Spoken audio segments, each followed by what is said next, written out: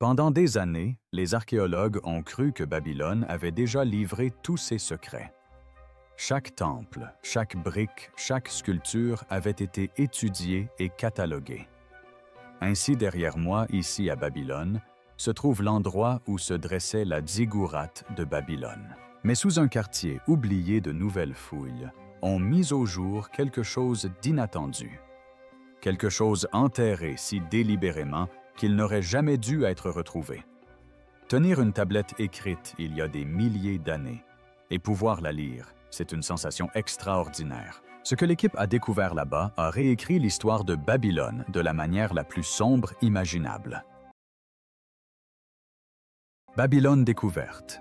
Les 478 artefacts. Les fouilles du site d'X93 dans le quartier d'Al-Fayadiyya à Babylone ont débuté comme une simple mission de sauvetage, une course contre le développement moderne pour sauver la dernière partie intacte de l'ancienne capitale de Nabucodonosor avant sa disparition définitive. De nouveaux projets immobiliers et des extensions de routes s'étendaient déjà sur l'ancienne plaine et les archéologues souhaitaient recenser ce qui restait de la vieille ville avant que le sol ne soit définitivement reconstruit. Les premiers jours, rien d'inhabituel ne se produisit. Les ouvriers fouillaient des couches de terre, brun terne exhumant des fragments de poterie, quelques briques fissurées et des tessons d'outils qui semblaient avoir perdu leur utilité depuis longtemps. Puis, la troisième semaine, le ton changea. La truelle d'un ouvrier heurta quelque chose de solide, petit, rond et faiblement brillant sous la poussière. Après l'avoir brossé, il s'est avéré qu'il s'agissait d'un poids en bronze toujours intact après près de 3 ans. La découverte a suscité une excitation discrète, mais en quelques heures, d'autres pièces ont fait surface. Tablettes d'argile, sceaux gravés, morceaux de bijoux et fragments d'ornements ont été exhumés les uns après les autres, chaque découverte entraînant la suivante. Quelques tablettes semblaient différentes des autres. Leurs bords étaient noircis et l'argile avait fondu par endroits comme si elles avaient été exposées au feu. D'autres présentaient de profondes entailles, à leur surface des lignes si nettes qu'elles transperçaient l'écriture elle-même. D'après les notes de terrain, les dégâts n'étaient pas accidentels. Ceux qui avaient enterré ces tablettes l'avaient fait exprès, s'assurant que certains messages ne seraient plus jamais lus. Tandis que les artefacts étaient triés, un silence gêné s'installa dans la tranchée. Parmi les découvertes figuraient des objets sacrés, tels que de petits récipients utilisés pour les offrandes, des coupes d'encens et des fragments de statues cérémonielles. Étrangement, ils étaient entreposés à côté de fers de lance brisés et de pièces d'armure. Cette disposition a semé la confusion. Dans la tradition babylonienne, les objets de culte et les instruments de guerre n'étaient jamais placés ensemble. L'un symbolisait la paix et la dévotion, tandis que l'autre représentait le conflit et la destruction. Pourtant, ils étaient attelés côte à côte, enfouis sous la même couche de terre. Selon un superviseur, la découverte semblait inexacte dès l'apparition de la première lame. Le sol était anormalement dense, plus compact que les sédiments habituels, comme s'il avait été compacté à la hâte. Les ouvriers ont parlé d'une étrange lourdeur dans l'air. Même après de longues heures sous la chaleur, le site est resté frais, et l'air était imprégné d'une légère odeur métallique inexplicable. Ces artefacts n'étaient pas des vestiges de la vie ordinaire. Ils témoignaient d'un phénomène délibérément dissimulé, et tandis que le soleil se couchait sur la plaine d'Al-Fayadiyya, les archéologues comprirent qu'ils n'avaient fait qu'effleurer le plus ancien secret de Babylone. Couche sous couche, les profondeurs cachées, la découverte des 478 artefacts avait laissé l'équipe inquiète. Ils avaient découvert la preuve d'un enterrement délibéré, mais personne ne pouvait en expliquer la raison. La question persistait dans tous les esprits. Qu'avaient donc cherché à dissimuler les bâtisseurs de Babylone sous le sol d'Al-Fayyadiyya? Pour le savoir, les archéologues ont commencé à prélever des échantillons de sol dans les couches les plus profondes du site. Au début, tout semblait normal. Les cités antiques se reconstruisaient souvent sur elles, même après des inondations, des incendies ou des guerres laissant derrière elles des couches historiques superposées. Mais en examinant les nouveaux échantillons, l'équipe a constaté un phénomène frappant. Les couches étaient trop régulières, trop homogènes, ne présentant aucune des fractures brutales ni des débris aléatoires que laisse la reconstruction naturelle. C'était comme si chaque section de terre avait été comprimée par étapes, formant un motif suggérant un enfouissement délibéré plutôt qu'une simple reconstruction. Pour confirmer leurs soupçons, l'équipe a utilisé un géoradar pour observer ce qui se cachait en dessous. Lorsque les images sont apparues sur leurs écrans, le camp s'est tu. Le radar a révélé de longs espaces vides profondément sous terre, des formes qui ressemblaient à des couloirs et des chambres fermées. Ils se trouvaient bien en dessous du niveau où tout bâtiment aurait dû survivre, et pourtant ils demeuraient parfaitement stables. Sur une terre normale, de tels creux se seraient effondrés depuis longtemps. Ici, ils étaient intacts, scellés, comme si quelqu'un les avait construits pour durer. La découverte a déstabilisé tout le monde. Si le radar était correct, des parties de Babylone qui auraient dû être détruites il y a des milliers d'années étaient encore enfouies intactes. Les données ont été examinées à maintes reprises, mais les formes sont restées intactes. Après 2 jours de discussions animées, l'équipe a décidé de tester directement l'un des vides.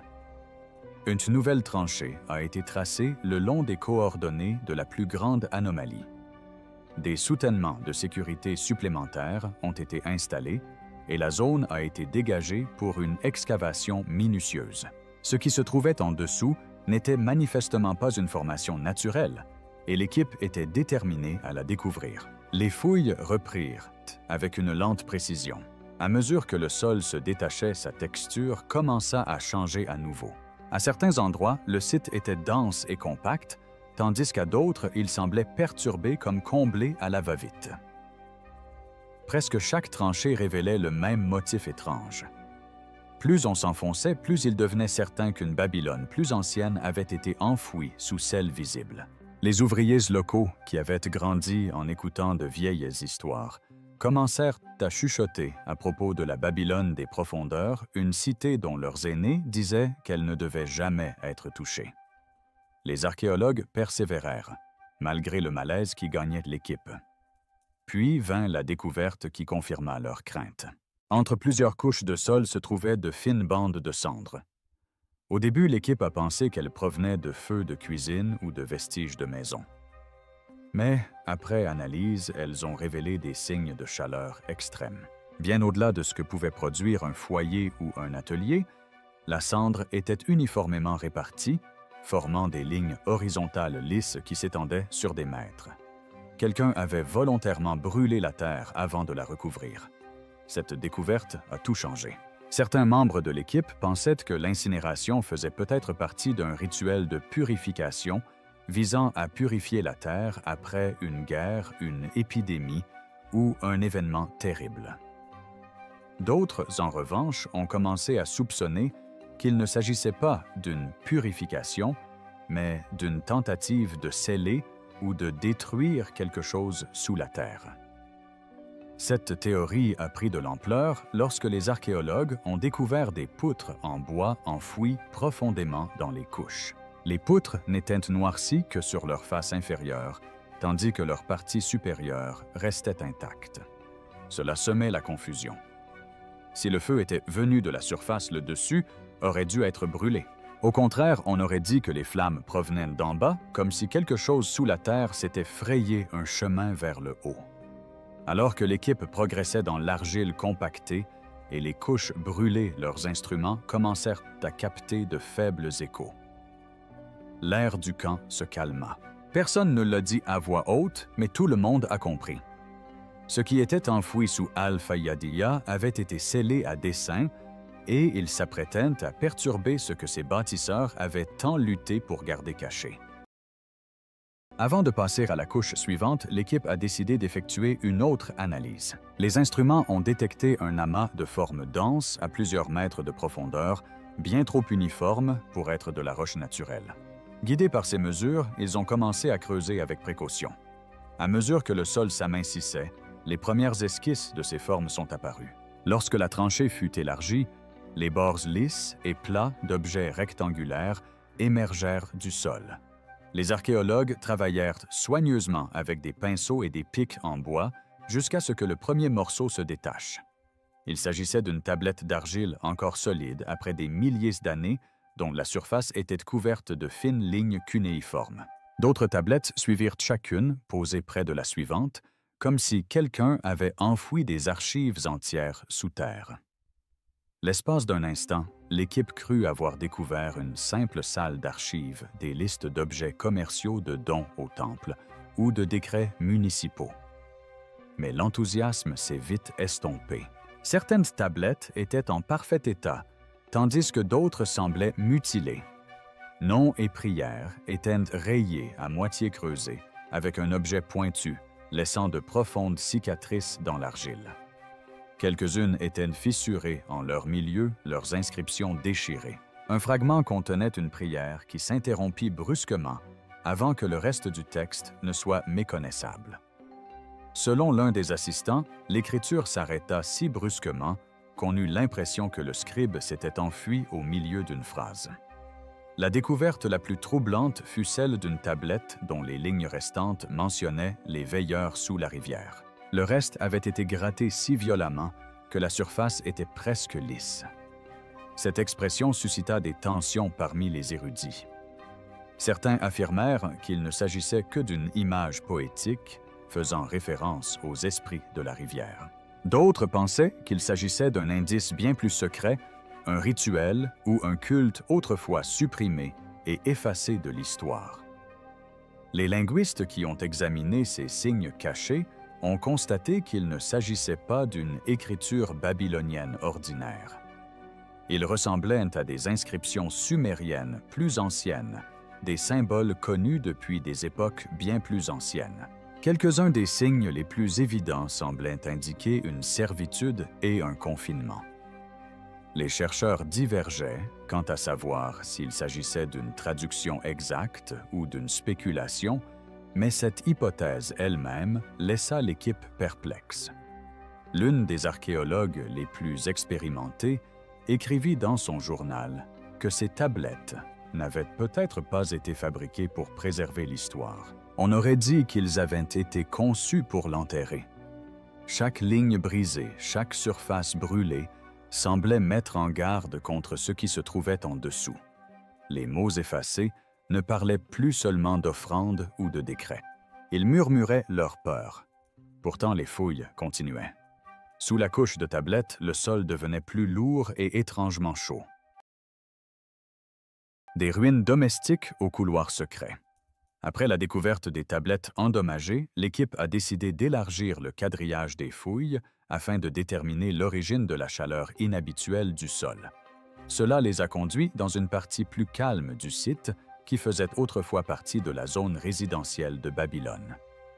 Les pièces semblaient ordinaires, bancs, bas petits foyers et fragments de plumes de roseaux suggéraient l'espace de travail d'un scribe.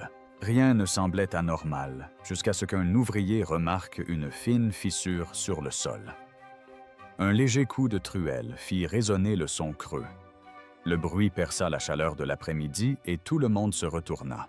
La dalle fut soigneusement cartographiée, puis soulevée morceau par morceau. En dessous, un étroit escalier apparut descendant en spirale dans l'obscurité. Le premier souffle qui s'éleva d'en bas était froid et métallique. La fumée piquait les yeux et la gorge même à travers les masques de protection. D'après les notes de terrain, plusieurs ouvriers reculèrent inquiets de l'odeur âcre et âcre, de l'air inadéquat pour un sol enfoui. Ils descendirent lentement, un par un, notant chaque pas. Les murs de la cage d'escalier étaient lisses et aux lignes nettes, portant des marques d'outils précises, mais sans décoration ni inscription. Dans l'ancienne Babylone, la plupart des bâtisseurs laissaient quelque chose, un signe, une ligne d'écriture, voire une simple bénédiction. Mais ici, il n'y avait rien. Le silence de la pierre troubla les archéologues. Celui qui avait construit ce passage avait pris soin de n'y laisser aucun nom. Au pied de l'escalier, l'équipe atteignit un étroit couloir qui ne s'ouvrait pas librement. Au lieu de cela, elle était scellée. Des couches successives de briques de terre crue avaient été disposées sur l'ouverture selon des motifs géométriques. La construction semblait délibérée comme le couvercle d'un conteneur destiné à ne jamais être ouvert. Certains archéologues pensaient que ce procédé imitait la fermeture des jarres rituelles utilisées pour piéger ou protéger ce qui se trouvait à l'intérieur. La précision était sans égale sur d'autres sites domestiques. C'était l'œuvre de constructeurs conscients qu'ils fermaient quelque chose d'important ou de dangereux. Lorsque le déblaiement a commencé, les premières couches se sont détachées facilement. Puis l'odeur a changé. Une légère odeur de soufre s'est répandue, suivie d'une vague de pourriture qui a fait reculer plusieurs membres de l'équipe. À la troisième couche, l'odeur était devenue insupportable. Le travail a été interrompu à 2 reprises pour aérer. Selon le rapport du médecin du chantier, quelques ouvriers ont ressenti des vertiges et se sont plaints d'une pression dans la poitrine. Une fois l'air purifié, les superviseurs ont commandé des respirateurs pour tout le monde et ont continué lentement brique par brique. Après quelques mètres, le couloir étanche se terminait par un mur d'argile et de gravier compacté. On ne s'attendait pas à un effondrement. Le remblai avait été soigneusement préparé. De grosses pierres avaient été placées au fond et de l'argile plus fine avait été pressée fermement par-dessus. Les analyses en laboratoire ont confirmé ultérieurement ce que l'équipe soupçonnait déjà. Le blocage était délibéré. Ce n'était pas un passage détruit. C'était un espace que quelqu'un avait volontairement comblé et scellé il y a longtemps. À mesure que l'équipe ameublissait le sol compacté, la texture sous leur pinceau changeait. Quelque chose à l'intérieur du remblai réfléchissait la lumière. Au début, ils pensaient qu'il s'agissait d'une inclusion minérale, mais un examen plus approfondi a prouvé le contraire. La courbe pâle était osseuse. Elle était petite, lisse et indéniablement humaine. La découverte laissa tout le monde pantois. Pendant quelques instants, personne ne parla. Des ossements à l'intérieur d'un mur n'avaient aucun sens. Plus ils s'éclaircissaient, plus des fragments apparaissaient brillants à travers l'argile compactée. Certaines étaient regroupées, d'autres dispersées comme mélangées au remblai. Les ouvriers s'inquiétaient. Certains murmuraient que les briques n'avaient pas été construites pour empêcher les gens d'entrer, mais pour contenir quelque chose. Quelle que soit la vérité, le premier espace ouvert au-delà de la barrière n'offrait aucun réconfort. Les fragments pâles sur le sol n'étaient pas disposés au hasard. Ils étaient organisés. Ils formaient des lignes droites et des groupes bien rangés, disposés avec un soin délibéré, comme si quelqu'un les avait placés là il y a longtemps, pour une raison que l'équipe n'était jamais censée apprendre. Le catalogue des os. Droites et amas familiaux. Lorsque le dernier mur d'argile fut brisé, la lumière se répandit dans la chambre et tous les sons cessèrent. Le sol devant nous était pâle et irrégulier, couvert non pas de poussière ou d'artefacts, mais d'ossements des centaines. Au début, personne ne bougea. L'air était immobile et lourd, chargé d'une légère odeur de métal et de vieille terre. On aurait dit que la pièce attendait d'être ouverte. La disposition des os n'avait aucun sens. Ils ne m'entendent pas comme les corps sont dispersés par le temps. Ils étaient triés. Les os des doigts formaient de longues files disposées comme si quelqu'un les avait comptés un par un. Les plus grosses articulations reposaient à gauche, les plus petites à droite. Près du mur, de plus petits amas formaient des amas serrés qui semblaient appartenir à des enfants. Côtes, mâchoires et vertèbres étaient soigneusement empilées dans les coins. Chaque section était séparée par de fines bandes d'argile tassées, telles des frontières invisibles, séparant un type d'os d'un autre. Les archéologues ont documenté la scène en silence. Les incisions le long des os étaient nettes et uniformes. Les experts médico-légaux ont confirmé qu'elles avaient été pratiquées après le décès.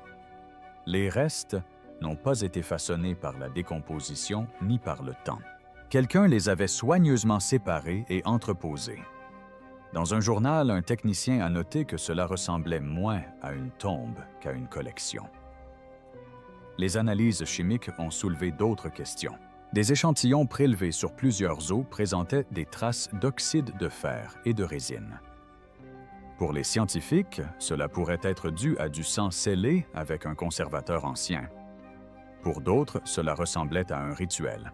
Selon certaines sources civiles, le mélange de résidus de sang et de résine végétale était déjà apparu lors de rituels mésopotamiens destinés à lier l'âme ou à la préserver entre les mondes. Cependant, rien dans la chambre ne laissait présager une quelconque révérence. Il n'y avait aucune inscription, aucune offrande, ni aucun signe de deuil.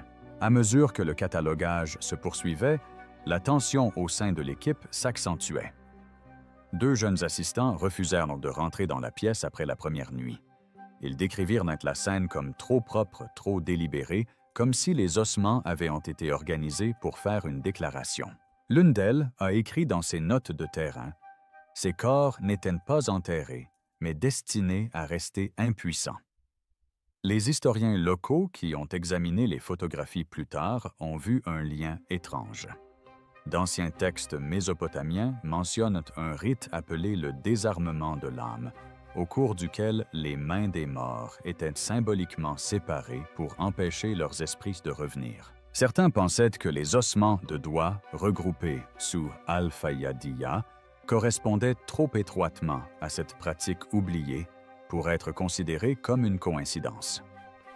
À la fin de la semaine, la chambre n'était plus répertoriée comme lieu de sépulture. Dans le rapport de terrain, elle a reçu un nouveau titre. Cavité de stockage humain, restes organisés. Le sens était clair, ces personnes n'avaient pas été honorées. Elles avaient été contenues. Lors de l'inspection finale, les ouvriers remarquèrent que le sol sous la couche d'ossements commençait à s'assombrir. Sous les projecteurs, une fine couche brillante apparut à la surface, se reflétant faiblement comme du métal humide. Certains disaient que c'était de l'humidité provenant des couches profondes. D'autres murmuraient qu'il s'agissait d'autre chose qui s'infiltrait vers le haut. Quoi qu'il en soit, cela se répandit lentement sur le sol, signe discret que la terre en dessous n'avait pas fini de livrer ses secrets.